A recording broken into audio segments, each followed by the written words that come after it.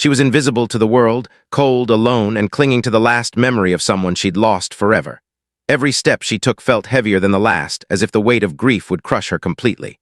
And then, out of nowhere, a small voice asked the simplest question that would change everything. "Can I hug you?" Before we dive in, tell us in the comments where in the world are you watching.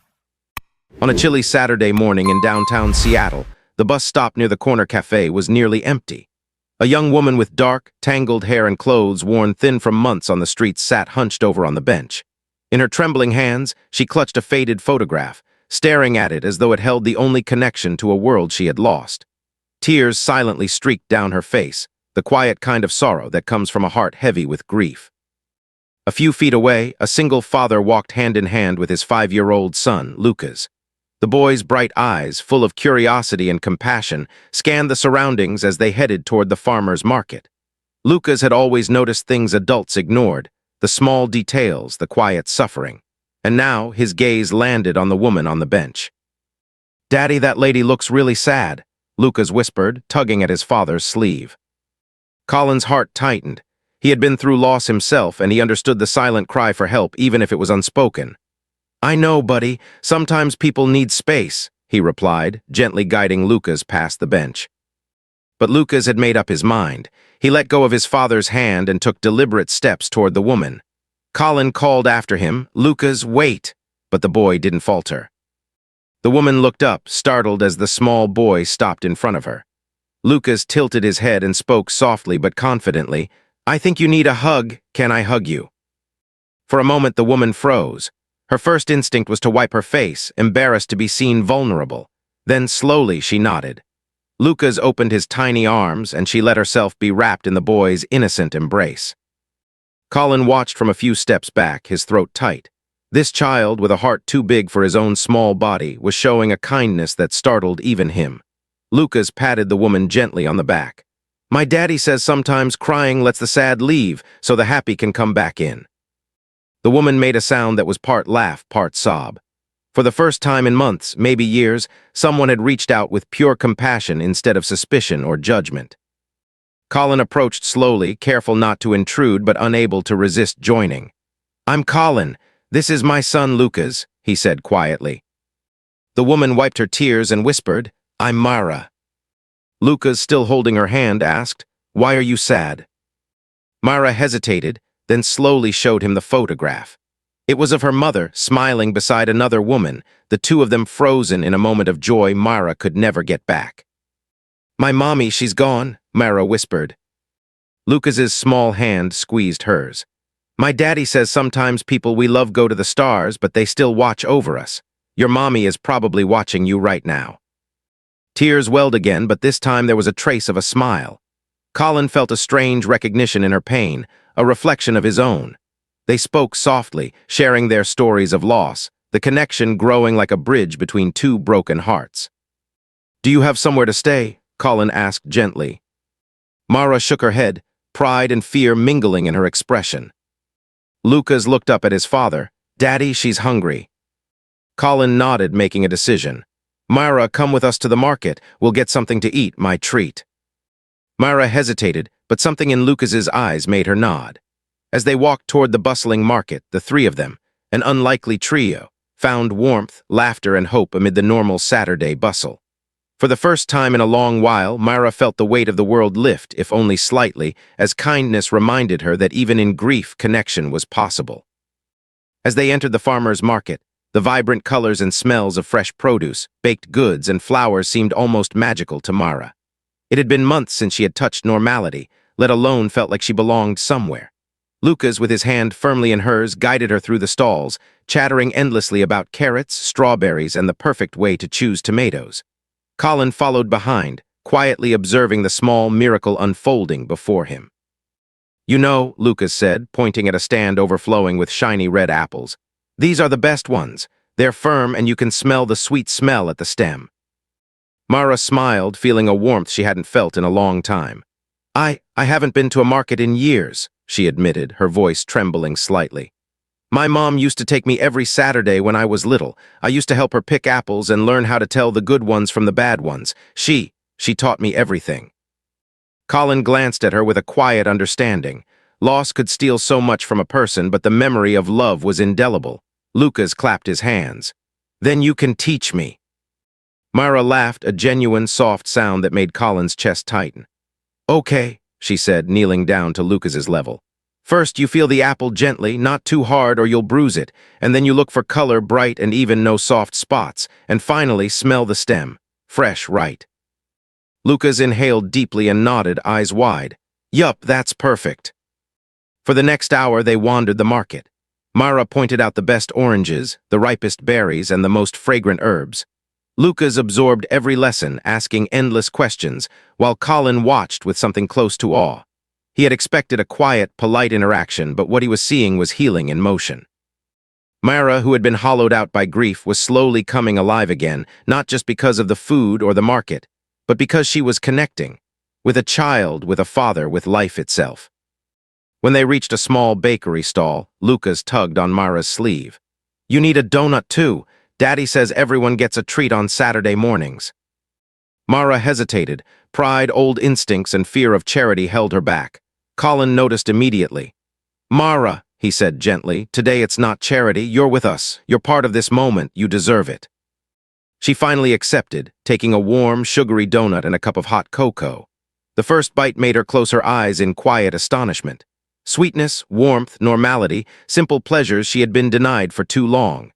Colin sat beside her on a nearby bench, his hand resting lightly on hers. I don't know when I last ate something like this," Myra admitted, a hint of vulnerability breaking through. "I've been surviving, not living, not really." Colin nodded, feeling an urge to protect, to nurture, to offer the lifeline that her circumstances had denied her. "Then let's change that. One day at a time. Today you live. Tomorrow we see what happens." Lucas, sensing the gravity but seeing joy instead, leaned against Myra. "I'm glad you're with us today. My daddy says helping people is how we grow big hearts. You're helping my heart grow too." Myra laughed again, but this time tears mingled with it. It was messy, emotional, real. She had been invisible, overlooked, surviving alone. Now she was seen, valued, needed, and for the first time in months she allowed herself to hope. As they walked back through the market, Colin finally asked gently, "Myra, do you have anywhere to go tonight?" Her jaw tightened. I don't. Shelter's full or unsafe or crowded. Sometimes I just find a corner to sleep." Colin exchanged a quick glance with Lucas. The decision was almost impulsive, but it felt right, inevitable. "You'll come with us," he said firmly. "We have space, not a lot, but enough for tonight. You deserve a warm bed, food, and safety. No strings attached, just be with us." Myra stopped in her tracks, uncertainty and fear flickering across her face. "I can't. I don't want to be a burden." Lucas pulled her hand again. "You're not a burden, you're our friend. Friends help each other. That's what friends do." For the first time, Myra let herself be guided by kindness instead of fear. Together, the three walked toward Colin's small home, the Saturday sun warming their backs. Myra felt something shift inside her, a sense of possibility she hadn't allowed herself to feel in months. With a 5-year-old boy's hug, laughter at a farmer's market, and the promise of a safe place for the night, Myra realized that her life might just begin again today. The small house stood quietly on the edge of the neighborhood, its warm lights glowing through lace curtains. Inside, Colin led Myra to a modest guest room, where a neatly made bed, soft blankets, and a small lamp awaited. The room smelled faintly of lavender, and for Myra it was almost disorienting. So calm, so ordinary, so unlike the chaos she had known for months. "Here," Colin said, gesturing toward the bed. "You can rest. Fresh sheets, warm blankets, and no one will disturb you. Just breathe for a while." Myra hesitated at the threshold. "I don't want to impose. You've already done so much today." Colin shook his head. "You're not imposing, you're just human, and you deserve a place to feel safe, that's all." Lucas, carrying a small teddy bear he insisted Myra should have, skipped over to the bed. "See, he says it's okay too." Myra smiled at the stuffed toy, feeling a strange, tender emotion bubble inside her chest, an emotion she hadn't felt in a long time, belonging. After settling in, Myra finally allowed herself to breathe. The room's soft hum of comfort and security wrapped around her like a protective cloak. Colin quietly left to give her privacy, but not before leaving a note on the bedside table. "You're safe here. Take your time. We'll be around if you need us." As Myra sat on the edge of the bed, Her mind drifted to the months she had spent wandering, sleeping in abandoned buildings, alleys, and shelters. She had learned to be invisible to keep her emotions locked behind steel doors, to survive without hope. And now, for the first time in what felt like a lifetime, someone had offered her more than survival. They offered her kindness, trust, and a small piece of stability. By late evening, Lucas had convinced Colin to set up a small movie in the living room. Myra hesitated but followed, curling up on the couch with a blanket draped around her shoulders. Lucas snuggled beside her, eyes sparkling with excitement. Colin dimmed the lights and let the movie play, watching Myra's reactions from across the room. "She laughs," Colin murmured to himself, a small smile tugging at his lips. "She really laughs." Myra couldn't remember the last time she had laughed like that, wholeheartedly, without fear or reservation. Each giggle, each exclamation felt like tiny stitches sewing her broken pieces back together. Lucas, oblivious to the magnitude of what he was witnessing, leaned against her and whispered, "I like you here. Stay with us forever." Myra's throat tightened and she swallowed hard. "I don't know if I can stay forever," she admitted softly. "I'm not used to this comfort. It feels strange, like I don't deserve it." Colin, standing quietly in the doorway, finally spoke. "Myra, deserving has nothing to do with it. You're here because you're human. You're here because kindness exists, even when life has been cruel. And right now, that's enough." For a while, silence filled the room, punctuated only by the soft flicker of the TV and the occasional laugh from Lucas.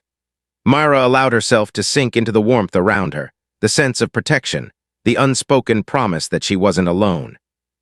Later, when the movie ended and Lucas had fallen asleep on the couch, Myra stepped outside for a moment. The night air was crisp and smelled faintly of autumn leaves. She leaned against the railing, staring up at the stars. Loneliness had been her constant companion for so long, but now, standing on that quiet porch, she realized that maybe, just maybe, she could trust again. Tomorrow she would face the uncertainties of life, finding work, rebuilding routines, navigating a world that had often been unkind. But tonight, she allowed herself a small, precious gift. Hope. Hope that someone could care, that she could belong, that life could be more than survival. As she finally returned to the warmth of the house, Colin and Lucas asleep in their respective rooms, Myra felt a strange sense of gratitude. For the first time in months, she slept not with fear clutching her heart, but with the fragile, luminous possibility that tomorrow could be better, and that she might not have to face it alone. Morning sunlight spilled through the windows, casting warm patterns across the living room floor. Myra stirred awake to the sound of quiet laughter. Lucas and Colin were already up, the aroma of fresh coffee and toast filling the air. For the first time in what felt like forever, Myra didn't wake with anxiety or fear. She stretched slowly, feeling a strange sense of peace settle over her. Lucas bounded into her room moments later, holding a small tray with a glass of juice and a plate of pancakes he had helped make. "Good morning. You have to eat. It's a big day," he exclaimed, eyes sparkling with excitement. Myra smiled, touched by his energy and innocence. "What's a big day?" she asked softly, taking the tray. "You'll see," Lucas said, dashing off before she could ask more. Myra followed, still cautious, still unsure of how to navigate this sudden kindness and stability. But as she entered the kitchen, she saw Colin kneeling beside a small stack of paperwork on the counter, his focus intense yet calm. "We're going to sort a few things today," he explained, noticing her hesitation. "I know you've been through a lot, but we want to help you get back on your feet, not just for a day, but for life." Myra nodded, swallowing a lump in her throat. The idea of rebuilding her life was overwhelming, yet in that moment it didn't feel impossible. Colin's steady presence, Lucas' joyful innocence, and the safe walls around her offered a framework she could trust, something she had never allowed herself before. The morning passed with paperwork, phone calls, and planning. Colin guided Myra through each step, securing a small part-time job at a local bookstore, arranging temporary financial support, and even exploring classes she could take to develop new skills. With each completed task, Myra felt her confidence grow, slowly chipping away at the heavy armor she had carried for so long. During a short break, Myra found herself outside on the porch again, Lucas skipping around her like a little sunbeam. "You're doing great," he said, looking up with wide, sincere eyes. I think you're going to be really happy here." Myra's chest tightened, and for a moment she allowed herself to imagine a future she had long abandoned.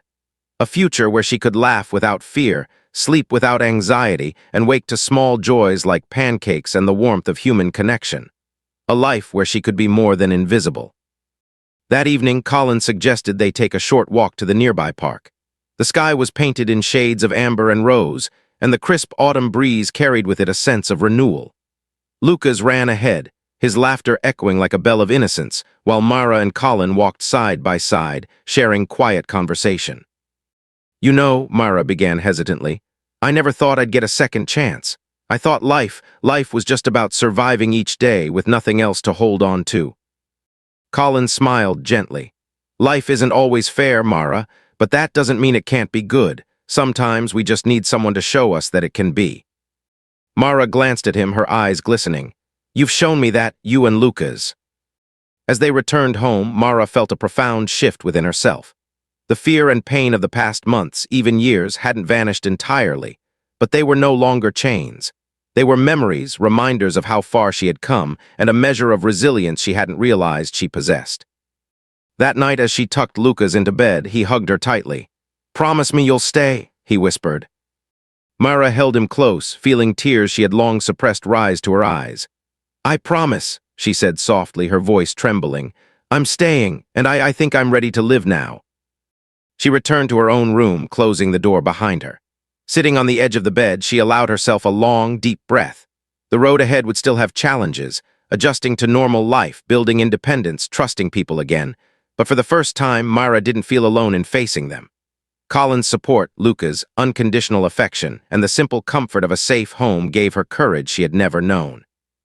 As sleep overtook her that night, Mara felt hope, fragile yet undeniable, weave itself into her heart.